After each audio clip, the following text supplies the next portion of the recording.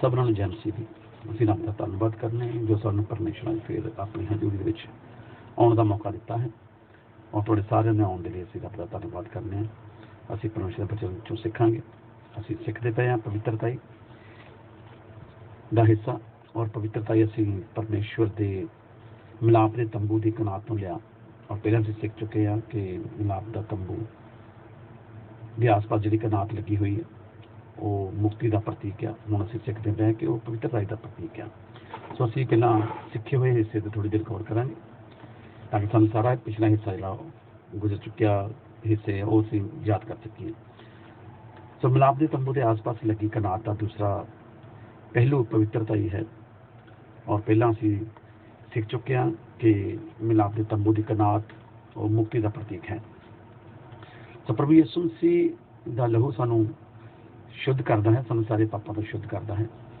ਦਾਊਦ ਨੇ ਅਸੀਂ ਸਿੱਖ ਚੁੱਕੇ ਹਾਂ ਕਿ ਦਾਊਦ ਨੇ ਕਿਵੇਂ ਪਰਮੇਸ਼ਰ ਕੋਲੋਂ ਮਾਫੀ ਮੰਗੀ ਆਪਣੇ ਪਾਪ ਦੀ ਆਪਣੇ ਗੁਨਾਹ ਦੀ ਮੰਗ ਕੇ ਤੇ ਦਾਊਦ ਨੇ ਪਵਿੱਤਰਤਾ ਨੂੰ ਪਾਇਆ। ਸਾਨੂੰ ਵੀ ਦੱਸਿਆ ਕਿ ਮਾਫੀ ਦੇ ਨਾਲ ਸਾਨੂੰ ਪਵਿੱਤਰਤਾ ਮਿਲਦੀ ਹੈ, ਮਾਫੀ ਦੇ ਨਾਲ ਅਸੀਂ ਸ਼ੁੱਧ ਹੁੰਦੇ ਹਾਂ। ਸੋ ਮਾਫੀ ਮਿਲੇ ਤਾਂ ਪਾਪਾਂ ਤੋਂ ਛੁਟਕਾਰਾ ਵੀ ਹੈ, ਜੇਕਰ ਮਾਫੀ ਨਹੀਂ ਮਿਲਦੀ ਤਾਂ ਸਾਡੇ ਪਾਪ ਜਿਹੜੇ ਉਹ ਕਾਇਮ ਰਹਿੰਦੇ ਆ। ਸੋ ਪ੍ਰਭੂ ਯਿਸੂ ਮਸੀਹ ਨੇ ਸਾਨੂੰ ਸਿਖਾਇਆ ਸੀਗਾ ਕਿ ਸਾਡੀ ਪਵਿੱਤਰਤਾ ਜਿਹੜੀ ਆ ਉਸਨੂੰ ਸ਼ੈਤਾਨ ਦੀ ਕੋਸ਼ਿਸ਼ ਹੈ ਕਿ ਸਾਡੀ ਪਵਿੱਤਰਤਾ ਨੂੰ ਨਾਸ਼ ਕਰੇ, ਸਾਨੂੰ ਪਵਿੱਤਰਤਾ ਤੋਂ ਡੇਗੇ। ਸੋ ਉਹਦੇ ਵਾਸਤੇ ਹੀ ਖੁਦਾ ਦੇ ਦਾਸ ਸੰਤ ਪੌਲੁਸ ਨੇ ਵੀ ਗਲਾਤੀਆ ਦੇ ਵਿੱਚ ਲਿਖਿਆ ਹੈ 5:9 ਦੇ ਵਿੱਚ ਕਿ ਥੋੜ੍ਹਾ ਜਿਹਾ ਖਮੀਰ ਸਾਰੀ ਤੌਣ ਨੂੰ ਖਮੀਰਿਆ ਕਰ ਦਿੰਦਾ ਹੈ। ਕਿਉਂਕਿ ਸਾਡੇ ਵਿੱਚ ਅਗਰ ਥੋੜ੍ਹਾ ਜਿਹਾ ਵੀ ਪਾਪ ਆ ਗਿਆ, ਥੋੜ੍ਹੀ ਜਿਹੀ ਵੀ ਅਪਵਿੱਤਰਤਾ ਆ ਗਈ ਤੇ ਸਾਡਾ ਜਿਹੜਾ ਮੁਕਤੀ ਦਾ ਸਫ਼ਰ ਆ ਉਹ ਰੁਕ ਸਕਦਾ, ਥੰਮ ਸਕਦਾ ਹੈ। ਸੋ ਅਸੀਂ ਜਿਹੜੇ ਮੁਕਤੀ ਦੇ ਸਫ਼ਰ ਨੂੰ ਪੂਰਾ ਕਰਨ ਤੋਂ ਪਹਿਲਾਂ ਹੀ ਜਿਹੜੇ ਆ ਉਹ ਅਸੀਂ ਰੁਕ ਜਾਵਾਂਗੇ। ਸੋ ਫਰੀਸੀਆਂ ਤੇ ਸਦੂਕੀਆਂ ਦੇ ਬਾਰੇ ਅਸੀਂ ਸਿੱਖਿਆ ਕਿ ਕਿਵੇਂ ਫਰੀਸੀਆਂ ਤੇ ਸਦੂਕੀਆਂ ਦੇ ਅੰਦਰ ਵੀ ਖਮੀਰ ਆ। ਖਮੀਰ ਮਤਲਬ ਗਲਤ ਤਲੀਮ, ਜਿਹੜੀ ਸਹੀ ਤਲੀਮ ਨਹੀਂ, ਉਹ ਖਮੀਰ ਫਰੀਸੀਆਂ ਤੇ ਸਦੂਕੀਆਂ ਦੇ ਵਿੱਚ ਆ। ਉਹਨਾਂ ਤੋਂ ਹੀ ਹੁਸ਼ਿਆਰ ਰਹਿਣ ਦੇ ਵਾਸਤੇ ਪ੍ਰਭੂ ਯਿਸੂ ਮਸੀਹ ਨੇ ਕਿਹਾ ਹੈ ਕਿ ਤੁਸੀਂ ਫਰੀਸੀਆਂ ਔਰ ਸਦੂਕੀਆਂ ਦੇ ਖਮੀਰ ਤੋਂ ਹੁਸ਼ਿਆਰ ਰਹਿਣਾ। ਕਿਉਂਕਿ ਵੈਸਾ ਹੀ ਅਸੀਂ ਸਿੱਖਣ ਵਾਲੀ ਸਾਨੂੰ ਗੱਲ ਇਹ ਆ ਕਿ ਵੈਸਾ ਹੀ ਖਮੀਰ ਜਿਹੜੇ ਫਰੀਸੀ ਅਤੇ ਸਦੂਕੀ ਯਾਨੀ ਕਿ ਗਲਤ ਸਿੱਖਿਆ ਦਿੰਦੇ ਸੀਗੇ, ਗਲਤ ਸਿੱਖਿਆ ਦਾ ਖਮੀਰ, ਵੈਸਾ ਹੀ ਖਮੀਰ ਜਿਹੜਾ ਆ ਉਹ ਅੱਜ ਵੀ ਵੰਡਿਆ ਜਾ ਰਿਹਾ ਆ। ਸੋ ਸਾਡਾ ਧਿਆਨ ਇਸ 'ਤੇ ਰਹਿਣਾ ਚਾਹੀਦਾ ਕਿ ਜੇਕਰ ਫਰੀਸੀਆਂ ਸਦੂਕੀਆਂ ਦੇ ਵਰਗੇ ਲੋਕ ਅੱਜ ਵੀ ਵੈਸਾ ਹੀ ਖਮੀਰ ਵੰਡਦੇ ਆ, ਜਿਹੜੇ ਪਰਮੇਸ਼ਰ ਲੋਕਾਂ ਨੂੰ ਪਰਮੇਸ਼ਰ ਤੋਂ ਦੂਰ ਰੱਖਣ ਦੀ ਕੋਸ਼ਿਸ਼ ਕਰਦੇ ਆ, ਸੋ ਉਹਨਾਂ ਦੇ ਬਾਰੇ ਪ੍ਰਭੂ ਯਿਸੂ ਮਸੀਹ ਨੇ ਕਿਹਾ ਕਿ ਤੁਸੀਂ ਐਸੇ ਫਰੀਸੀਆਂ ਸਦੂਕੀਆਂ ਦੇ ਖਮੀਰ ਤੋਂ ਹੁਸ਼ਿਆਰ ਰਹਿਣਾ ਜੋ ਸਾਡੀ ਪਵਿੱਤਰਤਾ ਨੂੰ ਆਤਮਿਕਤਾ ਨੂੰ ਖਰਾਬ ਕਰਦੇ। ਸੋ ਸੁਲੇਮਾਨ ਨੇ ਵੀ ਕਿਵੇਂ ਸੁਲੇਮਾਨ ਦੇ ਬਾਰੇ ਵਿੱਚ ਸਿੱਖਿਆ ਸੀਗਾ ਕਿ ਕਿਵੇਂ ਸੁਲੇਮਾਨ ਦੇ ਵਿੱਚ ਖਮੀਰ ਆ ਗਿਆ ਤੇ ਉਹ ਕਿਵੇਂ ਪਵਿੱਤਰ ਸ਼ਹਿਰ ਦੇ ਵਿੱਚ ਸ਼ੈਤਾਨੀ ਦੇਵਤਿਆਂ ਦੀ ਉਸਨੇ ਪੂਜਾ ਸ਼ੁਰੂ ਕਰਵਾ ਦਿੱਤੀ। ਉਸ ਦੀਆਂ ਬੀਵੀਆਂ ਦੇ ਦੁਆਰਾ ਉਸ ਪਵਿੱਤਰ ਸ਼ਹਿਰ ਵਿੱਚ ਜਿਹੜੀ ਸੀਗੀ ਉਹ ਮੂਰਤੀ ਪੂਜਾ ਸ਼ੁਰੂ ਹੋ ਗਈ। ਸੋ ਇਹ ਸਾਰਾ ਗਲਤ ਤਾਲੀਮ ਦਾ ਅਸਰ ਆ। ਸੋ ਅਸੀਂ ਐਸੀ ਹੀ ਗਲਤ ਤਾਲੀਮ ਤੋਂ ਬਚ ਕੇ ਰਹਿਣਾ ਹੈ ਤਾਂ ਕਿ ਸਾਡੀ ਪਵਿੱਤਰਤਾ ਜਿਹੜੀ ਆ ਉਹ ਕਾਇਮ ਰਹੇ। ਗਲਾਤੀਆ ਉਹਦਾ 1:6 ਦੇ ਵਿੱਚ ਵੀ ਇੱਕ ਉਪਦੇਸ਼ ਆ, ਉਸ ਉਪਦੇਸ਼ ਨੂੰ ਅਸੀਂ ਸਿੱਖ ਕੇ ਆਏ ਹਾਂ। ਗਲਾਤੀਆ 1:6 ਤੋਂ 8 ਵਿੱਚ ਇਸ ਤਰ੍ਹਾਂ ਲਿਖਿਆ, ਪਰ ਜੇਕਰ ਅਸੀਂ ਵੀ ਜਾਂ ਸਵਰਗ ਤੋਂ ਕੋਈ ਦੂਤ ਉਸ ਖੁਸ਼ਖਬਰੀ ਤੋਂ ਬਿਨਾਂ ਜਿਹੜੀ ਅਸਾਂ ਤੁਹਾਨੂੰ ਸੁਣਾਈ ਸੀ ਕੋਈ ਹੋਰ ਖੁਸ਼ਖਬਰੀ ਤੁਹਾਨੂੰ ਸੁਣਾਵੇ ਤਾਂ ਉਹ ਸਰਾਪਤ ਹੋਵੇ। ਸੋ ਸੰਤ ਪੌਲੁਸ ਖੁਦਾ ਦਾ ਦਾਸ ਕਲੀਸਿਆ ਨੂੰ ਦੱਸਦਾ ਪਿਆ ਕਿ ਮਸੀਹ ਦੀ ਖੁਸ਼ਖਬਰੀ ਤੋਂ ਇਲਾਵਾ ਹੋਰ ਕੋਈ ਵੀ ਖੁਸ਼ਖਬਰੀ ਜਿਹੜੀ ਆ ਉਹਦੇ ਉੱਪਰ ਤੁਸੀਂ ਵਿਸ਼ਵਾਸ ਨਹੀਂ ਕਰਨਾ। ਅਗਰ ਕੋਈ ਇੱਦਾਂ ਦੀ ਖੁਸ਼ਖਬਰੀ ਤੁਹਾਨੂੰ ਕੋਈ ਆ ਕੇ ਸੁਣਾਉਂਦਾ ਹੈ ਮਸੀਹ ਤੋਂ ਇਲਾਵਾ ਦੂਜੇ ਮਸੀਹ ਦੀ ਜਾਂ ਦੂਜੇ ਆਤਮਾ ਦੀ, ਅਗਰ ਤੁਹਾਨੂੰ ਕੋਈ ਸਿੱਖਿਆ ਦਿੰਦਾ ਆ ਤੇ ਉਹ ਸਰਾਪਿਤ ਹੋਵੇ। ਸੋ ਐਸੀ ਸਿੱਖਿਆ ਤੋਂ ਤੁਸੀਂ ਹੁਸ਼ਿਆਰ ਰਹਿਣਾ, ਸੁਚੇਤ ਰਹਿਣਾ। ਐਸੀ ਸਿੱਖਿਆ ਨੂੰ ਜਿਹੜਾ ਉਹ ਸਿੱਖਣਾ ਨਹੀਂ ਆ। ਐਸੀ ਸਿੱਖਿਆ ਤੋਂ ਬਚ ਕੇ ਰਹਿਣਾ। ਐਸੀ ਸਿੱਖਿਆ ਸਾਡੀ ਪਵਿੱਤਰਤਾ ਨੂੰ ਭੰਗ ਕਰ ਸਕਦੀ ਹੈ, ਸਾਡੀ ਪਵਿੱਤਰਤਾ ਨੂੰ ਨਾਸ਼ ਕਰ ਸਕਦੀ ਹੈ, ਸਾਡੀ ਪਵਿੱਤਰਤਾ ਨੂੰ ਖਤਮ ਕਰ ਸਕਦੀ ਹੈ। ਸੋ ਦੂਸਰਾ ਕੋਰਿੰਥੀਆਂ ਜਦੋਂ ਅਸੀਂ ਪੜ੍ਹਦੇ ਹਾਂ ਉਹਦਾ ਵੀ 11 ਬਾਬ ਉਹਦੀ 1 ਤੋਂ 4 ਵਿੱਚ ਇਸ ਤਰ੍ਹਾਂ ਲਿਖਿਆ ਆ। ਸੰਤ ਪੌਲੁਸ ਨੇ ਕਿਹਾ ਕਿ ਮੈਂ ਚਾਹੁੰਦਾ ਹਾਂ ਜੋ ਤੁਸੀਂ ਮੇਰੀ ਥੋੜ੍ਹੀ ਜਿਹੀ ਮੂਰਖਤਾ ਨੂੰ ਸਹਾਰੋ। ਹਾਂ ਜ਼ਰੂਰ, ਤੁਸੀਂ ਜ਼ਰੂਰ ਸਹਾਰੋ। ਤੁਹਾਡੇ ਲਈ ਮੇਰੀ ਅਣਖ ਪਰਮੇਸ਼ਵਰ ਜਿਹੀ ਅਣਖ ਹੈ। ਇਸ ਲਈ ਜੋ ਮੈਂ ਇੱਕੋ ਹੀ ਪਤੀ ਨਾਲ ਤੁਹਾਡੀ ਕੁੜਮਾਈ ਕੀਤੀ ਭਈ ਤੁਹਾਨੂੰ ਪਾਕ ਕੁਆਰੀ ਵਾਂਗ ਮਸੀਹ ਦੇ ਅਰਪਣ ਕਰਾਂ। ਸੋ ਖੁਦਾ ਦਾਸ ਸੰਤ ਪੌਲੁਸ ਕਲੀਸਿਆ ਨੂੰ ਦੱਸਦਾ ਪਿਆ, ਕੋਰਿੰਥੋਸ ਦੀ ਕਲੀਸਿਆ ਨੂੰ, ਕਿ ਮੈਂ ਚਾਹੁੰਦਾ ਕਿ ਮੈਂ ਤੁਹਾਨੂੰ ਮਸੀਹ ਦੇ ਅਰਪਣ ਕਰਾਂ, ਪਰ ਇੱਕ ਪਾਕ ਕੁਆਰੀ ਦੀ ਤਰ੍ਹਾਂ ਪਵਿੱਤਰਤਾ ਦੇ ਵਿੱਚ ਹੀ ਮੈਂ ਤੁਹਾਨੂੰ ਪ੍ਰਭੂ ਯਿਸੂ ਮਸੀਹ ਦੇ ਸਾਹਮਣੇ ਪੇਸ਼ ਕਰਨਾ ਚਾਹੁੰਦਾ ਆ, ਅਰਪਣ ਕਰਨਾ ਚਾਹੁੰਦਾ ਆ। ਪਰ ਕਹਿੰਦਾ ਮੈਂ ਡਰਦਾ ਵੀ ਆ ਕਿ ਜਿਵੇਂ ਸੱਪ ਨੇ ਆਪਣੀ ਖੱਤਰੀ ਵਿਦਿਆ ਨਾਲ ਹਵਾ ਨੂੰ ਭਰਮਾ ਲਿਆ, ਕਿ ਤੁਹਾਡੇ ਵੀ ਜਿਹੜੇ ਮਨਾਂ ਦੇ ਉੱਪਰ ਕੋਈ ਇੱਦਾਂ ਦੀ ਸ਼ਕਤੀ ਦਾ ਪ੍ਰਭਾਵ ਨਾ ਪਵੇ, ਸ਼ਕਤੀ ਦਾ ਅਸਰ ਨਾ ਹੋਵੇ, ਕਿਉਂਕਿ ਤੁਹਾਡੀ ਜਿਹੜੀ ਸਾਦਗੀ ਆ ਤੇ ਜਿਹੜੀ ਪਵਿੱਤਰਤਾ ਹੀ ਆ ਜੋ ਮਸੀਹ ਦੇ ਵੱਲੋਂ ਸੰਤ ਪੌਲੁਸ ਕਹਿੰਦਾ ਵੀ ਤੁਹਾਡੀ ਸਾਦਗੀ ਔਰ ਪਵਿੱਤਰਤਾ ਹੀ ਹੈ ਮਸੀਹ ਦੇ ਵੱਲੋਂ ਆ, ਤੇ ਮੈਂ ਨਹੀਂ ਚਾਹੁੰਦਾ ਕਿ ਤੁਹਾਡੀ ਸਾਦਗੀ ਔਰ ਪਵਿੱਤਰਤਾ ਜਿਹੜੀ ਆ ਉਹ ਖਤਮ ਹੋ ਜਾਵੇ। ਸੋ ਇਸ ਕਰਕੇ ਖੁਦਾ ਦਾ ਦਾਸ ਸੰਤ ਪੌਲੁਸ ਕਹਿੰਦਾ ਕਿ ਮੈਂ ਤੁਹਾਨੂੰ ਚਾਹੁੰਦਾ ਹੈ ਕਿ ਮੈਂ ਮਸੀਹ ਦੇ ਤੁਹਾਨੂੰ ਅਰਪਣ ਕਰਾਂ ਔਰ ਪਾਕ ਕੁਆਰੀ ਦੀ ਤਰ੍ਹਾਂ, ਪਰ ਡਰਦਾ ਵੀ ਹੈ ਕਹਿੰਦਾ ਵੀ ਤੁਹਾਨੂੰ ਕੋਈ ਭਰਮਾ ਨਾ ਲੱਗੇ, ਕਿਉਂਕਿ ਅੱਜ ਅਸੀਂ ਵੇਖਦੇ ਹਾਂ ਕਿ ਭਰਮਾਉਣ ਵਾਲੀਆਂ ਸ਼ਕਤੀਆਂ ਬਹੁਤ ਦੁਨੀਆ ਦੇ ਉੱਪਰ ਆਈਆਂ ਹੋਈਆਂ, ਉਹਨਾਂ ਬਾਰੇ ਅਸੀਂ ਸਿੱਖ ਲਿਆ ਹੈ ਔਰ ਮੈਂ ਤੁਹਾਨੂੰ ਟੱਚ ਕਰਾਉਣਾ ਚਾਹੁੰਦਾ ਹਾਂ। ਸੋ ਇਸੇ ਤਰ੍ਹਾਂ ਹੁਣ ਅਸੀਂ ਜਿਹੜਾ ਜ਼ਿਕਰ ਕੀਤਾ ਸੀਗਾ ਪਿਛਲੇ ਹਫ਼ਤੇ ਦੇ ਵਿੱਚ 6ਵੇਂ 7ਵੇਂ ਹਿੱਸੇ ਵਿੱਚ ਜ਼ਿਕਰ ਕੀਤਾ ਸੀਗਾ ਕਿ ਜਿਹੜਾ ਦੁਨੀਆ ਦੇ ਉੱਪਰ 4 ਵੱਡੇ ਸਾਮਰਾਜ ਹੋ ਚੁੱਕੇ ਆ ਜਿਨ੍ਹਾਂ ਨੇ ਮਸੀਹ ਦੀ ਤਾਲੀਮ ਨੂੰ ਖਰਾਬ ਕੀਤਾ ਔਰ ਮਸੀਹ ਦੀਆਂ ਪਵਿੱਤਰ ਲੋਕਾਂ ਨੂੰ ਉਹਨਾਂ ਨੂੰ ਭ੍ਰਸ਼ਟ ਕੀਤਾ, ਪਰਮੇਸ਼ਰ ਦੇ ਭਵਨ ਦੀਆਂ ਪਵਿੱਤਰ ਚੀਜ਼ਾਂ ਨੂੰ ਭ੍ਰਸ਼ਟ ਕੀਤਾ। ਸੋ 4 ਐਸੇ ਵੱਡੇ ਸਾਮਰਾਜ ਹੋ ਚੁੱਕੇ ਆ ਜਿਨ੍ਹਾਂ ਦੇ ਬਾਰੇ ਅਸੀਂ ਸਿੱਖਦੇ ਪਏ ਹਾਂ। ਬੇਬੀਲੋਨ ਜਿਹੜਾ ਸਭ ਤੋਂ ਪਹਿਲਾ ਔਰ ਵੱਡਾ ਸਾਮਰਾਜ ਸੀਗਾ ਬੇਬੀਲੋਨ, ਔਰ ਉਹਦੇ ਬਾਰੇ ਅਸੀਂ ਸਿੱਖਿਆ ਕਿ ਉਹ ਕਿਸ ਤਰ੍ਹਾਂ ਬੇਬੀਲੋਨ ਤੋਂ ਹੀ ਜਿਹੜਾ ਮੂਰਤੀ ਪੂਜਾ ਸ਼ੁਰੂ ਹੋ ਗਈ, ਬੇਬੀਲੋਨ ਤੋਂ ਹੀ ਜਿਹੜਾ ਆਤਮਿਕ ਲੋਕਾਂ ਨੂੰ ਖਰਾਬ ਕਰਨਾ ਉਹਨਾਂ ਨੇ ਸ਼ੁਰੂ ਕਰ ਦਿੱਤਾ ਬੇਬੀਲੋਨ ਦੇ ਲੋਕਾਂ ਨੇ। ਔਰ ਇਸੇ ਤਰ੍ਹਾਂ ਉਹ ਕਿਵੇਂ ਬੇਬੀਲੋਨ ਦੇ ਲੋਕਾਂ ਨੇ ਪਵਿੱਤਰ ਲੋਕਾਂ ਨੂੰ, ਪਵਿੱਤਰ ਸ਼ਹਿਰ ਨੂੰ ਤੇ ਮਿਲਾਪ ਦੇ ਤੰਬੂ ਜਾਂ ਭਵਨ ਦੇ ਅੰਦਰਲੇ ਸਮਾਨ ਨੂੰ ਉਹਨਾਂ ਨੇ ਨਾਸ਼ ਕੀਤਾ, ਭ੍ਰਸ਼ਟ ਕੀਤਾ ਔਰ ਉਹਨਾਂ ਨੂੰ ਅਪਵਿੱਤਰ ਕਰਦੇ ਰਹੇ ਆ। ਸੋ ਮੈਨੂੰ ਉਪਦੇਸ਼ ਇਹ ਆ ਕਿ ਅਸੀਂ ਜਿਹੜੀ ਆ ਕਨਾਤ ਬਣਨੀ, ਕਨਾਤ ਬਣਾਉਣਾ ਤੇ ਕਨਾਤ ਅਸੀਂ ਬਣਨੀ ਹੈ। ਸੋ ਕਨਾਤ ਅੰਦਰਲੇ ਹਿੱਸੇ ਦੀ ਰਾਖੀ ਕਰਦੀ ਹੈ। ਸ਼ੈਤਾਨ ਦੀ ਕੋਸ਼ਿਸ਼ ਹੈ ਕੋਈ ਕਨਾਤ ਨੂੰ ਡੇਗਣ ਦੀ ਕੋਸ਼ਿਸ਼ ਹਮੇਸ਼ਾ ਸ਼ੈਤਾਨ ਲੱਗਾ ਰਹਿੰਦਾ ਆ ਤਾਂ ਕਿ ਸਾਡੇ ਅੰਦਰੋਂ ਜਿਹੜਾ ਆ ਸਾਡੀਆਂ ਆਤਮਿਕ ਚੀਜ਼ਾਂ ਨੂੰ ਉਹ ਉਲਟ ਸਕੇ। ਸੋ ਅਸੀਂ ਚਰਚ ਦਾ ਇਤਿਹਾਸ ਵੀ ਸਿੱਖਦੇ ਸੀਗੇ। ਅਸੀਂ ਸਿੱਖਿਆ ਸੀਗਾ ਕਿ ਬਾਬਲ ਰਾਜ ਦਾ ਸ਼ੁਰੂਆਤ ਕਰਨ ਵਾਲਾ ਨਮਰੋਦ ਸੀਗਾ ਔਰ ਉਸਦੇ ਪਿਤਾ ਦਾ ਨਾਮ ਕੂਸ਼ ਸੀਗਾ, ਔਰ ਕੂਸ਼ ਨੂਹ ਦੇ 3 ਪੁੱਤਰਾਂ ਵਿੱਚੋਂ ਸੀਗਾ, ਸ਼ੇਮ, ਹਾਮ ਅਤੇ ਜਾਫਤ। ਔਰ ਤਿੰਨਾਂ ਵਿੱਚੋਂ ਜਿਹੜਾ ਹਾਮ ਸੀਗਾ ਨੂਹ ਦਾ ਪੁੱਤਰ, ਉਤਪਤੀ ਦੀ ਕਿਤਾਬ ਵਿੱਚ ਉਸਦੇ ਬਾਰੇ ਲਿਖਿਆ, ਉਤਪਤੀ 9 ਬਾਬਲ 18 ਤੋਂ 25 ਤੇ ਲਿਖਿਆ ਕਿ ਕਿਵੇਂ ਉਹਨੇ ਆਪਣੇ ਪਿਤਾ ਦੇ ਨੰਗੇਜ ਨੂੰ ਵੇਖ ਲਿਆ ਤੇ ਉਸਦੇ ਪਿਤਾ ਨੇ, ਨੂਹ ਨੇ ਉਸਨੂੰ ਜਿਹੜਾ ਸੀਗਾ ਉਹ ਸਰਾਪ ਦੇ ਦਿੱਤਾ। ਸੋ ਹਾਮ ਨੂੰ ਸਰਾਪ ਦਿੱਤਾ ਨੂਹ ਨੇ ਆਪਣੇ ਪੁੱਤਰ ਨੂੰ, ਔਰ ਹਾਮ ਤੋਂ ਜਿਹੜੇ ਸੀਗੇ ਹੋਰ ਉਸਦੇ ਪੁੱਤਰ ਪੈਦਾ ਹੋਏ ਹਾਮ ਤੋਂ, ਜਿਹਦਾ ਨਾਮ ਕੂਸ਼ ਸੀਗਾ, ਮਿਸਰੈਮ ਸੀਗਾ, ਪੂਟ ਸੀਗਾ ਅਤੇ ਕਨਾਨ ਸੀਗਾ, ਅਤੇ ਉਸਦਾ ਇੱਕ ਹੋਰ ਪੁੱਤਰ ਸੀਗਾ ਜਿਹਦਾ ਨਾਂ ਨਮਰੋਦ ਸੀ। ਉਤਪਤੀ 10 ਬਾਬ ਉਹਦੀ 8 ਤੋਂ 10 ਵਿੱਚ ਲਿਖਿਆ। ਕੂਸ਼ ਤੋਂ ਜਿਹੜੇ ਹਾਮ ਦੇ ਪੁੱਤਰਾਂ ਦੇ ਵਿੱਚੋਂ ਕੂਸ਼ ਹੋਇਆ, ਔਰ ਕੂਸ਼ ਦੇ ਅੱਗੋਂ ਪੁੱਤਰ ਪੈਦਾ ਹੋਏ। ਉਸ ਦੇ ਪੁੱਤਰਾਂ ਦਾ ਨਾਮ ਸੀਗਾ ਸਬਾ, ਹਵੀਲਾ, ਸਬਤਾ, ਰਮਾ ਤੇ ਸਬਤਕਾ, ਤੇ ਉਹਨਾਂ ਦੇ ਵਿੱਚੋਂ ਹੀ ਕੂਸ਼ ਦਾ ਇੱਕ ਪੁੱਤਰ ਨਮਰੋਦ ਵੀ ਸੀ। ਨਮਰੋਦ ਵੀ ਜੰਮਿਆ ਕੂਸ਼ ਤੋਂ, ਔਰ ਇਹ ਬੜਾ ਸ਼ੂਰਵੀਰ ਯੋਧਾ ਸੀ ਔਰ ਧਰਤੀ ਤੇ ਪਹਿਲਾ ਵੀਰ ਯੋਧਾ ਇਹ ਹੋਇਆ। ਔਰ ਇਸਨੇ ਬੇਬੀਲੋਨ ਦੇ ਵਿੱਚ ਇਸਦਾ ਜਨਮ ਹੋਇਆ। ਬੇਬੀਲੋਨ ਅਸੀਂ ਸਿੱਖ ਕੇ ਆਏ ਕਿ ਉਹ ਅੱਜ ਦਾ ਇਰਾਕ ਆ, ਬਾਬਲ ਅੱਜ ਦਾ ਇਰਾਕ ਆ, ਔਰ ਉਸਦਾ ਪੁਰਾਣਾ ਨਾਮ ਸਿਨਾਰ ਵੀ ਸੀਗਾ, ਸੋ ਜਿੱਥੇ ਬਗਦਾਦ ਸ਼ਹਿਰ ਵੀ ਹੈ। ਸੋ ਮੈਸੋਪੋਟਾਮੀਆ ਦਾ ਵੀ ਨਾਮ ਉਸ ਨਾਮ ਦੇ ਨਾਲ ਜਾਣਿਆ ਜਾਂਦਾ ਹੈ। ਔਰ ਬਾਬਲ ਰਾਜ ਤੋਂ ਹੀ ਨਮਰੋਦ ਦਾ ਰਾਜ ਜਿਹੜਾ ਸੀਗਾ ਉਹ ਸ਼ੁਰੂ ਹੋਇਆ, ਯਾਨੀ ਕਿ ਬੇਬੀਲੋਨ ਸ਼ਹਿਰ ਤੋਂ ਹੀ ਨਮਰੋਦ ਦਾ ਸਾਮਰਾਜ ਜਿਹੜਾ ਸੀ ਸ਼ੁਰੂ ਹੋਇਆ। ਦੱਸਿਆ ਜਾਂਦਾ ਕਿ ਅਦਨ ਦਾ ਬਾਗ ਵੀ ਇੱਥੇ ਸੀਗਾ, ਔਰ ਅਦਨ ਦਾ ਬਾਗ ਜਿੱਥੇ ਆਦਮ ਨੂੰ ਪਰਮੇਸ਼ਰ ਨੇ ਅਦਨ ਦੇ ਬਾਗ ਵਿੱਚ ਰੱਖਿਆ ਸੀਗਾ। ਔਰ ਜਦੋਂ ਅਸੀਂ ਪੜ੍ਹਦੇ ਹਾਂ ਉਤਪਤੀ ਦੀ ਕਿਤਾਬ 2 ਬਾਬ 10-14 ਤੋਂ ਪੜ੍ਹੀਏ ਸਾਨੂੰ ਪਤਾ ਲੱਗਦਾ ਜਿਹੜੀਆਂ ਉੱਥੇ ਨਦੀਆਂ ਦਾ ਜ਼ਿਕਰ ਆਇਆ ਉਹ ਨਦੀਆਂ ਇਰਾਕ ਦੇ ਵਿੱਚ ਪਾਈਆਂ ਜਾਂਦੀਆਂ, ਉਹ ਨਦੀਆਂ ਬੇਬੀਲੋਨ ਦੇ ਵਿੱਚ ਹੀ ਪਾਈਆਂ ਜਾਂਦੀਆਂ ਸੀਗੀਆਂ। ਸੋ ਦੱਸਿਆ ਜਾਂਦਾ ਕਿ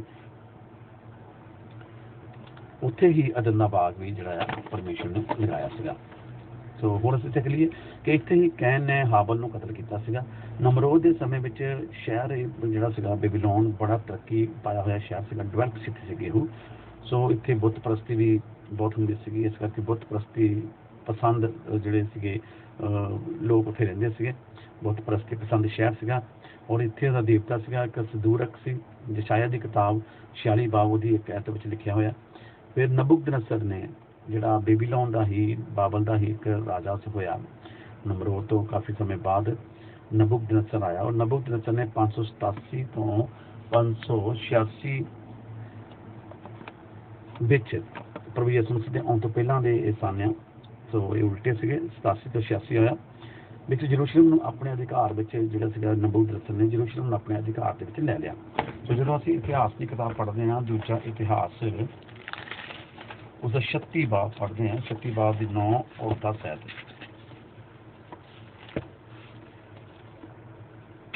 उत्थे पढ़न तो पता लगता कि किस तरह यहोयाकीन 8 वरियां दा सी जद वो राज करन लगा अते उसने 3 महीने और 10 दिन यरूशलेम विच राज किया अते उसने यहोवा दी निगाह विच बुराई की और उस बरे के अंत में नबूकदनस्सर पातशाह ने उसनूं यहोवा के भवन के बहुमूल्य भांडियां सने बाबल में बुला लिया और उसके भरा सिदकिय्याह नूं यहूदा और यरूशलेम उत्ते पातशाह बना लिया, क्योंकि इस राजे ने यहोवा के खिलाफ काम किए। यहोयाकीन ने उस वेले का यह राजा सीगा जिहड़ा यरूशलेम उत्ते राज करता सीगा और इन्हें यहोवा परमेश्वर के खिलाफ ऐसे काम किए कि परमेश्वर ने उन्हें रद्द दिता और नबूकदनस्सर ने उस भवन के बहुमूल्य भांडियां सने बाबल में उसनूं बुला लिया, जानी कि कैदी बना के बाबल में उसनूं लिआंदा ते उसदे ही भरा नूं सिदकिय्याह नूं यहूदा दे विच पातशाह जिहड़ा सीगा वो स्थापित कर दिता। सो इस हिस्से नूं सानूं दानियल दी किताब च भी सीखण नूं मिलदा। दानियल दी किताब जदों पहला चैप्टर ਉਹਦੀ 1 ਤੋਂ 7 तक ਅਸੀਂ पढ़ते हैं, उत्थे भी इसे हिस्से का जिहड़ा आ ਉਹ ਜ਼ਿਕਰ ਹੁੰਦਾ आ। सो ये शहर ਵਿੱਚ ਜਿਹੜੀ खूबसूरती भी बहुत सी, ਅਸੀਂ ਜਾਣਦੇ कि बगदाद का जिहड़ा हुसन है दुनिया ਦੇ ਵਿੱਚ मशहूर है और इस शहर ਦੇ ਵਿੱਚ ਬਾਬਲ ਦੌਰ ਵਿੱਚ ਹੀ ਬੇਬੀਲੋਨ ਦੇ ਵਿੱਚ ਹੀ ਹਰਾਮਕਾਰੀ ਵੀ ਹੁੰਦੀ ਸੀ, ਜਨਾਹਕਾਰੀ ਵੀ ਹੁੰਦੀ ਸੀਗੀ ਔਰ ਉਹਦਾ ਕਰਕੇ ਵੀ ਇਸ ਸ਼ਹਿਰ ਨੂੰ ਜਿਹੜਾ ਆ ਉਹ ਜਾਣਿਆ ਜਾਂਦਾ ਸੀਗਾ। ਸੋ ਬਾਅਦ ਵਿੱਚ ਇਹ ਸ਼ਹਿਰ ਈਰਾਨੀਆਂ ਦੇ ਹੱਥ ਵਿੱਚ ਆ ਗਿਆ ਤੇ ਉਸ ਤੋਂ ਬਾਅਦ ਅਸੀਂ ਵੇਖਦੇ ਕਿ ਗ੍ਰੀਕੀ ਜਿਹੜੇ ਸੀਗੇ ਸਿਕੰਦਰ ਦੇ ਲੋਕ ਉਹਨਾਂ ਨੇ ਇਸ ਰਾਜ ਕਰਨਾ ਜਿਹੜਾ ਸੀਗਾ ਸ਼ੁਰੂ ਕੀਤਾ ਤੇ ਬੇਬੀਲੋਨ ਦੇ ਵਿੱਚ ਹੀ ਸਿਕੰਦਰ ਦੀ ਜਿਹੜੀ ਆ ਮੌਤ ਵੀ ਹੋ ਗਈ ਸੀਗੀ। तो सदाम हुसैन भी असीं जानते हैं, सदाम हुसैन भी इत्थों का राजा सीगा जिसकी मौत 30 दिसंबर 2006 ਦੇ ਵਿੱਚ ਹੋ ਗਈ ਸੀ। 30 दिसंबर 2006 ਨੂੰ सदाम हुसैन भी मर ਗਿਆ ਸੀਗਾ और औरतों की फौज उसके कोल ਹੁੰਦੀ ਸੀ। और यहूदा ਦੇ ਲਈ ਇਹ ਕਿਵੇਂ ਖਤਰਨਾਕ ਬਣਿਆ ਉਹ ਵੀ ਅਸੀਂ ਸਿੱਖਾਂਗੇ। ਜਿਹੜਾ ਮੇਨ ਸਾਡਾ ਹੈ ਅੱਜ ਸਿੱਖਣ ਵਾਲਾ ਹਿੱਸਾ ਕਿ ਯਹੂਦਾ ਦੇ ਲਈ ਬੇਬੀਲੋਨ ਜਾਂ ਨਬੂਕਦਨਸਰ ਜਾਂ ਇਰਾਕ यहूदा के वास्ते किमें खतरनाक बनया। तो जो असी 716 तो 687 ईस्वी पूर्व प्रभु यीशु मसीह तो पहला मैं समझदा वो बारे सीखते हैं कि बेबीलोन ने यहूदा नूं अपने साथ मिला लिया सी। ये गल है बड़ी सीखण वाली आ कि बेबीलोन ने यहूदा नूं अपने साथ मिला लिया सीगा। उस समय यहूदा का राजा जिहड़ा सीगा वो हिजकिय्याह सी। हिजकिय्याह राजा उस वेले सीगा 716 तो 687 ਦੇ ਵਿੱਚ ਤੇ ਬੇਬੀਲੋਨ ਨੇ ਉਹਨੂੰ ਆਪਣੇ ਸਾਥ ਮਿਲਾ ਲਿਆ। ਇਸ ਦੇ ਬਾਰੇ ਅਸੀਂ ਪੜ੍ਹਦੇ ਹਾਂ, ਸਾਨੂੰ ਹਿੱਸਾ ਮਿਲ ਗਿਆ ਤਾਂ ਅਸੀਂ ਜ਼ਰੂਰ ਪੜਾਂਗੇ। ਦੂਜਾ ਰਾਜਾ ਉਸ ਦਾ 20 ਚੈਪਟਰ ਉਹਦੀ 12 ਤੋਂ 19 ਹੈ, ਅਸੀਂ ਪੜਾਂਗੇ 12 ਤੋਂ 19। ਸੋ ਉਸ ਵੇਲੇ ਬਾਬਲ ਦੇ ਪਾਤਸ਼ਾਹ ਬਲਦਾਨ ਦੇ ਪੁੱਤਰ ਬਰੋਦਕ ਬਲਦਾਨ ਨੇ हिजकिय्याह ਨੂੰ ਸੁਗਾਤ ਔਰ ਚਿੱਠੀਆਂ ਕਰੀਆਂ क्यों जो उसने सुनिया सी कि हिजकिय्याह बीमार हो गया सी अते हिजकिय्याह ने उन्हां दी सुनी और अपना सारा तोशा खाना उन्हां नूं विखाया। चांदी सोना मसाला खालस तेल अपना शस्त्र खाना अते सब कुछ जो उसके खजाने विच सी उहदे महल ते उसकी सारी पातशाही विच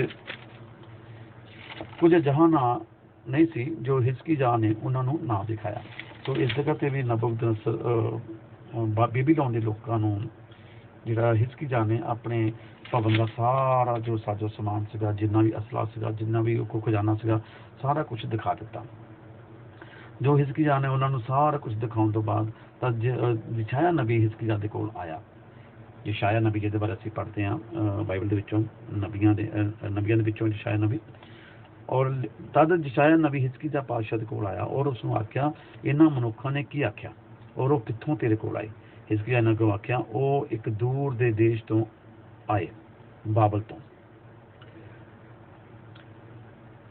तो लोग आए थे। उन्होंने हिजकिय्याह ने सारा कुछ दिखाता तो उस आख्या उन्होंने तेरे महल विच की वेख्या। तद हिजकिय्याह ने आख्या जो कुछ मेरे महल विच है वो सब उन्होंने वेख्या है मेरे खजानिਆਂ ਵਿੱਚੋਂ ਕੋਈ ਵਸਤੂ ਨਹੀਂ ਜੋ ਮੈਂ ਉਹਨਾਂ ਨੂੰ ਨਹੀਂ ਵਿਖਾਈ। ਸੋ ਇਹ ਉਸ ਜਗ੍ਹਾ ਤੇ ਹਿਜ਼ਕੀਆ ਦਾ ਇੱਕ ਵੀਕ ਪੁਆਇੰਟ ਅਸੀਂ ਕਹਿ ਸਕਦੇ ਹਾਂ ਕਿ ਆਪਣੇ ਦੁਸ਼ਮਣਾਂ ਨੂੰ, ਜਾਣੀ ਕਿ ਜਿਹੜੇ ਯਹੋਵਾ ਦੇ ਲੋਕਾਂ ਦੇ, ਇਸਰਾਏਲੀਆਂ ਦੇ ਜਾਂ ਯਹੂਦਾ ਦੇ ਲੋਕਾਂ ਦੇ ਦੁਸ਼ਮਣ ਸੀਗੇ, ਬਾਬਲ ਦੇ ਲੋਕ, ਬਾਬਲ ਦਾ ਰਾਜਾ, ਉਹਨਾਂ ਨੂੰ ਆਪਣੇ ਦੁਸ਼ਮਣ ਨੂੰ ਹਿਜ਼ਕੀਆ ਨੇ ਸਾਰਾ ਕੁਝ ਦਿਖਾ ਦਿੱਤਾ। ਸੋ ਸਾਨੂੰ ਇੱਥੋਂ ਸਿੱਖਣ ਨੂੰ ਮਿਲਦਾ ਆ ਕਿ ਕਦੇ ਵੀ ਸਾਨੂੰ ਜਿਹੜਾ ਆ ਆਪਣਾ ਭੇਤ ਜਿਹੜਾ ਆ ਉਹ ਦੁਸ਼ਮਣ ਦੇ ਸਾਹਮਣੇ ਖੋਲ੍ਹਣ ਦੀ ਲੋੜ ਨਹੀਂ, ਜਾਂ ਆਪਣਾ ਭੇਤ ਸਿਵਾਏ ਪਰਮੇਸ਼ਵਰ ਦੇ ਹੋਰ ਕਿਸੇ ਦੇ ਸਾਹਮਣੇ ਖੋਲ੍ਹਣ ਦੀ ਕੋਈ ਬਹੁਤੀ ਲੋੜ ਨਹੀਂ। ਸੋ ਹਿਜ਼ਕੀਆ ਨੂੰ ਸਾਰਾ ਕੁਝ ਦਿਖਾ ਦਿੱਤਾ ਤੇ ਯਸ਼ਾਇਆ ਨਬੀ ਨੇ ਉਸਨੂੰ ਪੁੱਛਿਆ ਵੀ ਤੂੰ ਕੀ ਕੁਝ ਦਿਖਾਇਆ। ਤੋ ਉਸਨੇ ਕਿਹਾ ਸਾਰਾ ਕੁਝ ਮੈਂ ਦਿਖਾਤਾ। ਤਾਂ ਯਸ਼ਾਇਆ ਨੇ ਹਿਜ਼ਕੀਆ ਨੂੰ ਆਖਿਆ ਤੂੰ ਯਹੋਵਾ ਦਾ ਵਚਨ ਸੁਣ ਲੈ, ਵੇਖ ਉਹ ਦਿਨ ਆਉਂਦੇ ਹਨ ਜਦ ਸਭ ਕੁਝ ਜੋ ਤੇਰੇ ਮਹਿਲ ਵਿੱਚ ਔਰ ਜੋ ਕੁਝ ਤੇਰੇ ਪਿਓ ਦਾਦੇ ਨੇ ਅੱਜ ਦੇ ਦਿਨ ਤਾਈਂ ਇਕੱਠਾ ਕੀਤਾ ਹੈ ਬਾਬਲ ਨੂੰ ਲਿਜਾਇਆ ਜਾਵੇਗਾ, ਕੁਝ ਵੀ ਛੱਡਿਆ ਨਾ ਜਾਵੇਗਾ, ਯਹੋਵਾ ਆਖਦਾ ਹੈ। ਇਸ ਜਗ੍ਹਾ ਤੇ ਯਸ਼ਾਇਆ ਨੇ ਯਹੋਵਾ ਪਰਮੇਸ਼ਵਰ ਦਾ ਵਚਨ ਜਿਹੜਾ ਹਿਜ਼ਕੀਆ ਨੂੰ ਦੱਸਦਾ ਕਿ ਵੇਖ ਉਹ ਰਾਜਾ ਆਉਂਦਾ ਆ ਜਿਹਨੇ ਇੱਥੇ ਕੁਝ ਨਹੀਂ ਛੱਡਣਾ, ਜੋ ਤੂੰ ਉਹਨੂੰ ਦਿਖਾਇਆ ਉਹ ਸਾਰਾ ਕੁਝ ਉਹਨੇ ਲੁੱਟ ਕੇ ਲੈ ਜਾਣਾ ਆ ਤੇ ਇੱਥੇ ਕੁਝ ਵੀ ਉਹਨੇ ਛੱਡਣਾ ਨਹੀਂ ਆ, ਤੇਰੇ ਮਹਿਲ ਵਿੱਚ ਕੁਝ ਵੀ ਨਹੀਂ ਛੱਡਣਾ, ਔਰ ਤੇਰੇ ਪਿਓ ਦਾਦੇ ਨੇ ਜੋ ਅੱਜ ਤੱਕ ਇਕੱਠਾ ਕੀਤਾ ਸੀਗਾ ਉਹ ਸਾਰਾ ਕੁਝ ਜਿਹੜਾ ਉਹ ਰਾਜਾ ਆਪਣੇ ਨਾਲ ਲੈ ਜਾਵੇਗਾ। ਅਤੇ ਤੇਰਿਆਂ ਪੁੱਤਰਾਂ ਵਿੱਚੋਂ ਜੋ ਤੇਥੋਂ ਪੈਦਾ ਹੋਣਗੇ ਅਤੇ ਜੋ ਤੇਥੋਂ ਜੰਮਣਗੇ ਕਈਆਂ ਨੂੰ ਉਹ ਲੈ ਜਾਣਗੇ ਔਰ ਉਹ ਬਾਬਲ ਦੇ ਪਾਤਸ਼ਾਹ ਦੇ ਮਹਿਲ ਵਿੱਚ ਖੋਜੇ ਬਣਨਗੇ। ਸੋ ਉਹਨਾਂ ਨੂੰ ਖੋਜੇ ਮਤਲਬ ਅਸੀਂ ਜਾਣਦੇ ਹਾਂ ਕਿ ਨਬੂਕਦਨੇਸਰ ਟਾਈਮ ਦੇ ਵਿੱਚ ਵੀ ਖੋਜੇ ਜਿਹੜੇ ਸੀਗੇ ਉਹ ਉਹਦੀ ਟਹਿਲ ਕਰਦੇ ਹੁੰਦੇ ਸੀ ਨਬੂਕਦਨੇਸਰ ਦੀ। ਸੋ ਲਿਖਿਆ ਕਿ ਤੇਰੇ ਪੁੱਤਰ ਜਿਹੜੇ ਆ ਉਹ ਜਾ ਕੇ ਉਸ ਰਾਜੇ ਦੀ ਟਹਿਲ ਕਰਿਆ ਕਰਨਗੇ। ਅੱਗੋਂ ਹਿਜ਼ਕੀਆ ਨੇ ਯਸ਼ਾਇਆ ਨੂੰ ਆਖਿਆ ਯਹੋਵਾ ਦਾ ਵਚਨ ਜੋ ਤੂੰ ਬੋਲਿਆ ਹੈ ਭਲਾ ਹੈ। ਔਰ ਉਹਨੇ ਆਖਿਆ ਕਿ ਇਹ ਗੱਲ ਨਹੀਂ ਭਈ ਮੇਰੇ ਦਿਨਾਂ ਵਿੱਚ ਸੁਲਾਹ ਤੇ ਸੱਚਾਈ ਰਹੇਗੀ। ਸੋ ਯਸ਼ਾਇਆ ਨੇ ਪਹਿਲਾਂ ਹੀ ਸਾਰਾ ਕੁਝ ਜਿਹੜਾ ਸੀਗਾ ਉਹਨੂੰ ਦੱਸਦਾ ਵੀ ਤੂੰ ਆਪਣਾ ਭੇਦ ਖੋਲ੍ਹ ਦਿੱਤਾ ਹੈ ਤੇ ਹੁਣ ਜਿਹੜਾ ਆ ਇਹ ਤੇਰੇ ਉੱਪਰ ਜਿਹੜਾ ਤੈਨੂੰ ਇਸਦਾ ਹਰਜਾਨਾ ਤੇ ਨੁਕਸਾਨ ਉਠਾਉਣਾ ਪਵੇਗਾ, ਹਰਜਾਨਾ ਭਰਨਾ ਪਵੇਗਾ। ਸੋ ਯਸ਼ਾਇਆ ਨੇ ਆਉਣ ਵਾਲੇ ਸਮੇਂ ਦੇ ਬਾਰੇ ਜਿਹੜਾ ਸੀਗਾ ਉਹ ਦੱਸਦਾ ਕਿ ਆਉਣ ਵਾਲਾ ਸਮਾਂ ਜਿਹੜਾ ਤੇਰੇ ਉੱਪਰ ਬੜਾ ਹੀ ਖਤਰਨਾਕ ਹੋਵੇਗਾ ਔਰ ਤੈਨੂੰ ਉਸ ਚੀਜ਼ ਤੋਂ ਬਚ ਕੇ ਰਹਿਣ ਦੀ ਲੋੜ ਆ। ਸੋ ਇਸੇ ਤਰ੍ਹਾਂ ਅਸੀਂ ਵੇਖਦੇ ਹਾਂ ਕਿ ਕਿਵੇਂ ਸਮਸੂਨ ਨੇ ਵੀ ਆਪਣਾ ਸਾਰਾ ਭੇਦ ਜਿਹੜਾ ਖੋਲ੍ਹ ਦਿੱਤਾ ਸੀਗਾ ਔਰ ਆਪਣਾ ਸਾਰਾ ਭੇਦ ਖੋਲ੍ਹ ਕੇ ਜਿਹੜਾ ਸੀਗਾ ਦਲੀਲਾਂ ਨੂੰ ਦੱਸ ਦਿੱਤਾ ਤੇ ਜਿਹੜਾ ਭੇਦ ਉਹਨੇ ਖੋਲ੍ਹਿਆ ਉਹ ਉਹਦੇ ਵਾਸਤੇ ਬੜਾ ਹੀ ਖਤਰਨਾਕ ਹੋਇਆ ਔਰ ਉਸ ਨੂੰ ਉਹਦਾ ਨੁਕਸਾਨ ਵੀ ਜਿਹੜਾ ਸੀਗਾ ਉਹ ਚੁੱਕਣਾ ਪਿਆ।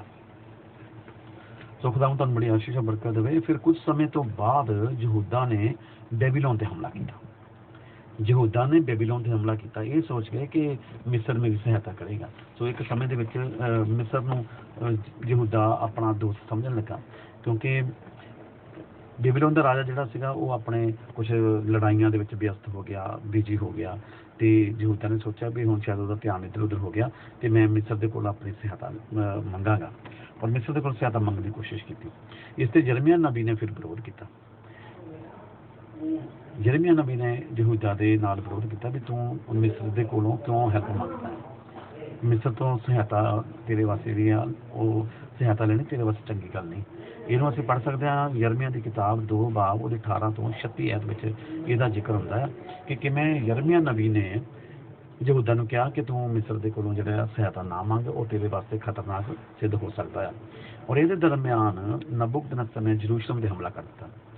ਉਹ ਜਦੋਂ ਫਿਰ ਕਿਤੇ ਨਬੂਕਦਨੇਸਰ ਨੂੰ ਪਤਾ ਲੱਗਾ ਹੋਣਾ ਕਿ ਯਹੂਦਾ ਮੇਰੇ ਖਿਲਾਫ ਖੜਾ ਹੋ ਰਿਹਾ, ਉਹ ਮਿਸਰ ਤੋਂ ਸਹਾਇਤਾ ਮੰਗ ਰਿਹਾ ਤੇ ਉਹਨੇ ਫਿਰ ਦੁਬਾਰਾ ਨਬੂਕਦਨੇਸਰ ਨੇ ਯਰੂਸ਼ਲਮ ਦੇ ਉੱਤੇ ਹਮਲਾ ਕਰ ਦਿੱਤਾ।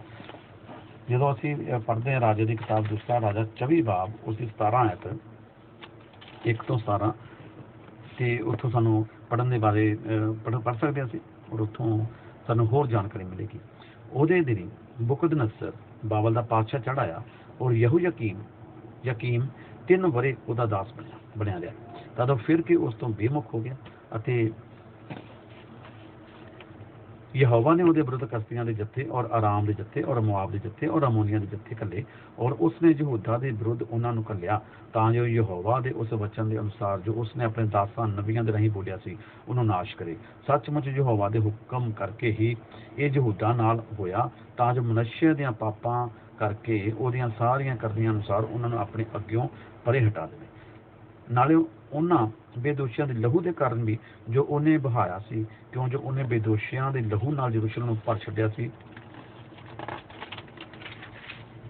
और यहोवा खिमा करना नहीं सी चाहुंदा ਅਤੇ ਯਹੋਯਾਕੀਮ ਦੀ ਬਾਕੀ ਵਾਰਤਾ और सब कुछ जो उसने ਕੀਤਾ ਸੀ ਉਹ ਯਹੂਦਾ ਦੇ ਪਾਤਸ਼ਾਹਾਂ ਦੇ ਇਤਿਹਾਸ ਦੀ ਪੋਥੀ ਵਿੱਚ ਹੋਇਆ ਨਹੀਂ ਹੈ ਲਿਖਿਆ ਹੋਇਆ ਨਹੀਂ ਹੈ।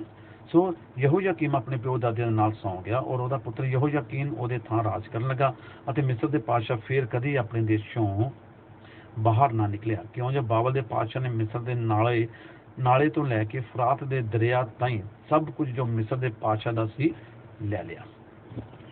ਸੋ ਬਾਬਲ ਦਾ ਰਾਜਾ ਜਿਹੜਾ ਸੀਗਾ ਉਹ ਸਾਰਾ ਕੁਝ ਲੈ ਕੇ ਚਲਾ ਗਿਆ ਜੋ ਮਿਸਰ ਦੇ ਰਾਜੇ ਦਾ ਸੀ।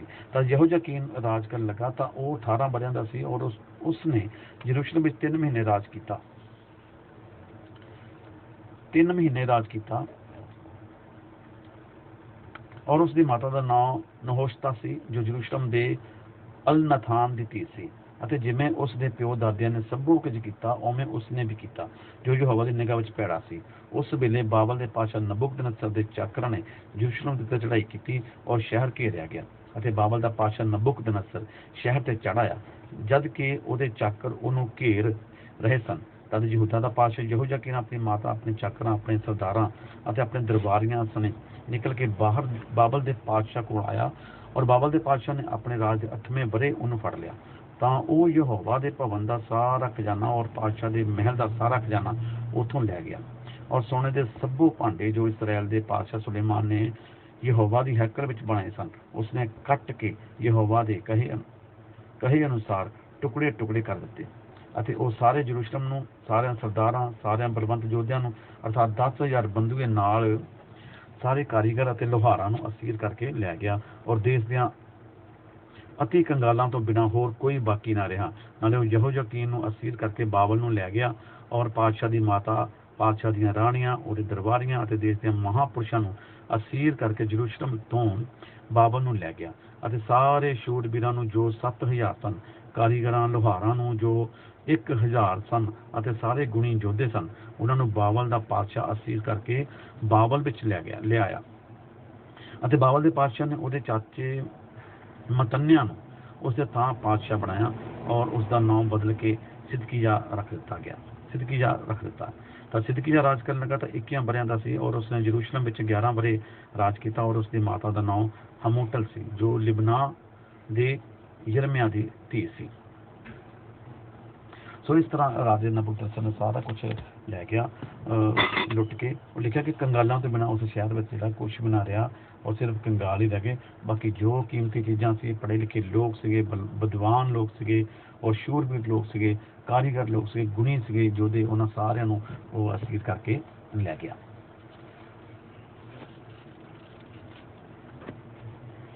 ਸੋ 24 ਬਾਬ ਦੀ 2 ਆਇਤ ਅਸੀਂ ਪੜ੍ਹ ਲੈਂਦੇ ਕੀ ਲਿਖਿਆ ਦਾ ਦੁਆਰਾ ਫਿਰ ਤੋਂ। ਅਤੇ ਯਹੋਵਾ ਨੇ ਉਹਦੇ ਵਿਰੁੱਧ ਕਸਬੀਆਂ ਦੇ ਜੱਥੇ ਔਰ ਆਰਾਮ ਦੇ ਜੱਥੇ ਔਰ ਮੁਆਬ ਦੇ ਜੱਥੇ ਔਰ ਅਮੋਨੀਆਂ ਦੇ ਜੱਥੇ ਘੱਲੇ ਔਰ ਉਸਨੇ ਯਹੂਦਾ ਦੇ ਵਿਰੁੱਧ ਉਹਨਾਂ ਨੂੰ ਘੱਲਿਆ ਤਾਂ ਜੋ ਯਹੋਵਾ ਦੇ ਉਸ ਵਚਨ ਦੇ ਅਨੁਸਾਰ ਜੋ ਉਸਨੇ ਆਪਣੇ ਦਾਸਾਂ ਨਬੀਆਂ ਦੇ ਰਾਹੀਂ ਬੋਲਿਆ ਸੀ ਉਸ ਨੂੰ ਨਾਸ਼ ਕਰੇ। ਸੋ ਪਰਮੇਸ਼ਰ ਕਿਹਾ ਸੀਗਾ ਅਗਰ ਤੇਰੇ ਕੰਮ ਚੰਗੇ ਨੇ ਤਾਂ ਮੈਂ ਜਿਹੜਾ ਇਹ ਸਭ ਕੁਝ ਨਾਸ਼ ਕਰ ਦੇਵਾਂਗਾ ਸ਼ਹਿਰ ਨੂੰ ਨਾਸ਼ ਕਰ ਦੇਵਾਂਗਾ। ਵੇਖੋ ਫਿਰ ਕਿਵੇਂ ਸਾਰੇ ਦੇਸ਼ ਯਰੂਸ਼ਲਮ ਯਹੂਦੀਆਂ ਦੇ ਜਿਹੜੇ ਖਿਲਾਫ ਹੋ ਗਏ। ਇਹ ਜਗ੍ਹਾ ਤੇ ਕਾਫੀ ਜਿਹੜਾ ਉਹ ਦੇਸ਼ਾਂ ਦਾ ਨਾਮ ਆਇਆ ਜਿਹਦੇ ਅਸੀਂ ਪਹਿਲਾਂ ਸਿੱਖ ਕੇ ਆਏ ਹਾਂ ਕਿ ਉਹਨਾਂ ਇਕੱਲੇ ਮਤਲਬ ਕੀ ਆਰਾਮ ਦਾ ਕੀ ਮਤਲਬ ਆ ਕਸਤੀ ਕੌਣ ਆਰਾਮੀ ਕੌਣ ਸੀਗੇ ਮੁਆਬੀ ਕੌਣ ਸੀਗੇ ਅਮੋਨੀ ਕੌਣ ਸੀਗੇ ਇਹ ਸਾਰੇ ਜਿਹੜੇ ਆ ਇਹ ਯਰੂਸ਼ਲਮ ਦੇ ਖਿਲਾਫ ਹੋ ਗਏ ਯਹੂਦੀਆਂ ਦੇ ਖਿਲਾਫ ਹੋ ਗਏ। ਸੋ ਹਿਜ਼ਕੀਏਲ ਦੀ ਕਿਤਾਬ ਜਦੋਂ ਅਸੀਂ ਪੜ੍ਹਦੇ ਹਾਂ ਤੇ ਇੱਕ ਬਾਪ ਉਹਦੀ ਪਹਿਲੀਆਂ 2 ਆਇਤਾਂ ਇੱਕ ਚੈਪਟਰ 1 ਉਹਦਾ ਪਹਿਲੀ ਆਇਤ ਔਰ ਦੂਜੀ ਆਇਤ ਦੇ ਵਿੱਚ ਵੀ ਉਸ ਜਗ੍ਹਾ ਜ਼ਿਕਰ ਕਿ ਹਿਜ਼ਕੀਏਲ ਵੀ ਉਸ ਜਗ੍ਹਾ ਤੇ ਉਹਨਾਂ ਦੇ ਵਿੱਚ ਸੀਗਾ।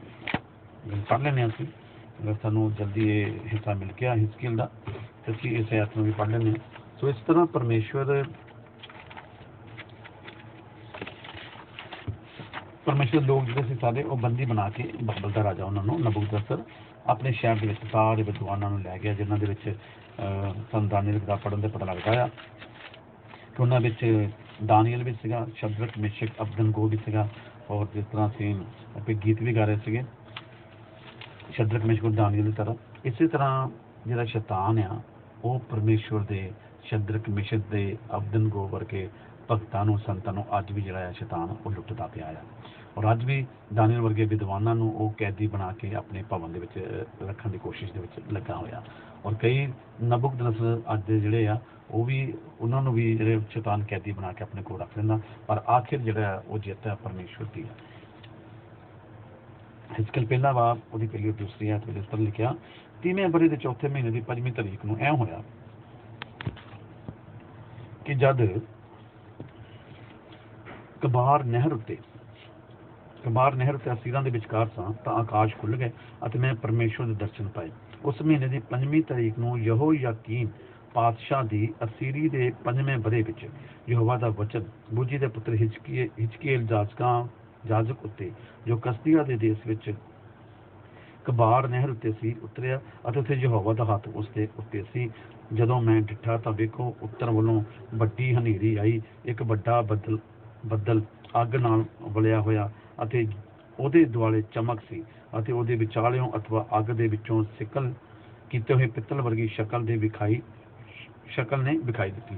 ਸੋ ਅਸੀਂ ਸਮਝ ਸਕਦੇ ਹਾਂ ਕਿ ਖੁਦਾ ਦਾ ਦਾਸ ਹਿਜ਼ਕੀਏਲ ਵੀ ਉਸ ਸਮੇਂ ਦੇ ਵਿੱਚ, ਖੁਦਾ ਦਾ ਨਬੀ ਹਿਜ਼ਕੀਏਲ ਵੀ ਉਸ ਸਮੇਂ ਦੇ ਵਿੱਚ ਉਸ ਜਗ੍ਹਾ 'ਤੇ ਹਾਜ਼ਰ ਸੀਗਾ, ਜਿਹਨੇ ਸਾਰਾ ਹਾਲ ਜਿਹੜਾ ਆ ਇਹ ਲਿਖਿਆ ਆਪਣੀ ਕਿਤਾਬ ਦੇ ਵਿੱਚ।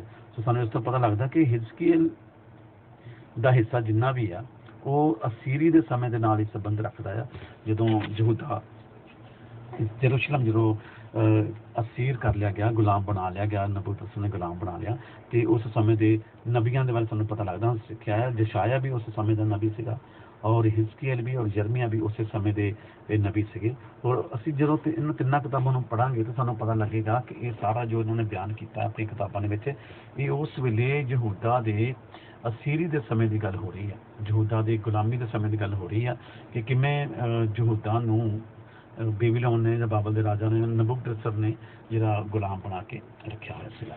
ਸੋ ਖੁਦਾਵੰਦ ਤੁਹਾਨੂੰ ਬੜੀ ਆਸ਼ੀਸ਼ ਔਰ ਬਰਕਤ ਦੇਵੇ। ਅਸੀਂ ਰੱਬ ਦਾ ਧੰਨਵਾਦ ਕਰਨੇ ਹਾਂ ਕਿ ਅਸੀਂ ਜਿਹੜਾ ਹਿੱਸਾ ਸਿੱਖਦੇ ਆ ਰਹੇ ਹਾਂ ਕਾਫੀ ਸਮਿਆਂ ਤੋਂ, ਅੱਜ ਫਿਰ ਪਰਮੇਸ਼ਰ ਸਾਨੂੰ ਮੌਕਾ ਦਿੱਤਾ ਕਿ ਅਸੀਂ ਖੁਦਾ ਦੇ ਕਲਾਮ ਨੂੰ ਸਿੱਖ ਸਕੇ ਹਾਂ।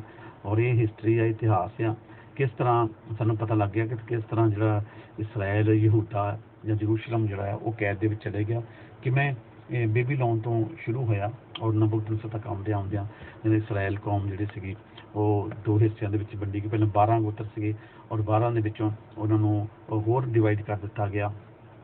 ਉਸ ਤੋਂ ਬਾਅਦ ਸਿਰਫ ਦੋ ਹਿੱਸੇ ਜਿਹੜੇ ਸੀਗੇ ਉਹ ਪਰਮੇਸ਼ਰ ਦੇ ਨਾਲ ਚੱਲਣ ਵਾਲੇ ਅਸੀਂ ਪੜ੍ਹਦੇ ਹਾਂ ਬਾਈਬਲ ਵਿੱਚ, ਯਹੂਦਾ ਔਰ ਇਸਰਾਏਲ। ਔਰ ਬਾਅਦ ਦੇ ਵਿੱਚ ਸਿਰਫ ਯਹੂਦਾ ਦਾ ਹੀ ਨਾਮ ਆਉਣਾ ਜਿਹੜਾ ਸੀਗਾ ਉਹ ਸ਼ੁਰੂ ਹੋ ਗਿਆ। ਸੋ ਯਹੂਦਾ ਦਾ ਨਾਮ ਆਉਂਦਿਆਂ ਨਬੂਕਦਨਸਰ ਨੇ ਉਹਨਾਂ ਨੂੰ ਜਿਹੜਾ ਸੀਗਾ ਕੈਦ ਵਿੱਚ ਲੈ ਲਿਆ, ਕੈਦੀ ਬਣਾ ਲਿਆ ਔਰ ਸ਼ਹਿਰ ਦੇ ਵਿੱਚ ਸਾਰਾ ਕੁਝ ਲੁੱਟ ਕੇ ਲੈ ਗਿਆ, ਨਾਲ ਵਿਦਵਾਨਾਂ ਨੂੰ ਵੀ ਲੈ ਗਿਆ। ਔਰ ਜਿੰਨੇ ਪੜ੍ਹੇ ਲਿਖੇ ਲੋਕ ਸੀਗੇ, ਵਿਦਵਾਨ ਲੋਕ ਸੀਗੇ, ਉਹਨਾਂ ਸਾਰਿਆਂ ਨੂੰ, ਗੁਣੀ ਲੋਕ ਸੀਗੇ, ਉਹਨਾਂ ਸਾਰਿਆਂ ਨੂੰ ਕੈਦੀ ਬਣਾ ਕੇ ਉਹ ਨਬੂਕਦਨਸਰ ਆਪਣੇ ਨਾਲ ਲੈ ਗਿਆ। ਸੋ ਖੁਦਾ ਦਾ ਧੰਨਵਾਦ ਕਰਨੀ, ਪ੍ਰਭੂ ਨੇ ਮਦਦ ਕੀਤੀ। ਆਉਣ ਵਾਲੇ ਸਮੇਂ ਦੇ ਵਿੱਚ ਅਸੀਂ ਅਗਲੇ ਸੇ ਫਿਰ ਸਿੱਖਾਂਗੇ। ਅਗਰ ਖੁਦਾ ਦੀ ਇੱਛਾ ਹੋਈ ਤਾਂ ਉਦੋਂ ਤੱਕ ਅਸੀਂ ਜੀਂਦੇ ਰਹੇ ਤਾਂ ਜ਼ਰੂਰ ਅਸੀਂ ਪ੍ਰਭੂ ਦੀ ਮਹਿਮਾ ਕਰਾਂਗੇ ਸਾਰੇ ਮਿਲ ਕੇ। ਔਰ ਉਦੋਂ ਤੱਕ ਲਈ ਤੁਸੀਂ ਮੈਨੂੰ, ਕਲੀਸਿਆ ਨੂੰ ਆਪਣੀਆਂ ਪ੍ਰਾਰਥਨਾਵਾਂ ਦੇ ਵਿੱਚ ਯਾਦ ਰੱਖਣਾ। ਖੁਦਾ ਤੁਹਾਨੂੰ ਬਹੁਤ ਸਾਰੀ ਆਸ਼ੀਸ਼ ਅਤੇ ਬਰਕਤ ਦੇਵੇ ਔਰ ਅਸੀਂ ਇਸੇ ਤਰ੍ਹਾਂ ਪਵਿੱਤਰਤਾ ਦੇ ਹਿੱਸੇ ਨੂੰ ਸਿੱਖਦੇ ਜਾਵਾਂਗੇ ਪ੍ਰਭੂ ਦੀ ਕਿਰਪਾ ਦੇ ਨਾਲ। ਸੋ ਤੁਸੀਂ ਆਪਣਾ ਖਿਆਲ ਰੱਖੋ, ਖੁਦਾਵੰਦ ਤੁਹਾਡੇ ਨਾਲ ਹੋਵੇ। ਸਾਰਿਆਂ ਨੂੰ ਜੈ ਮਸੀਹ ਦੀ।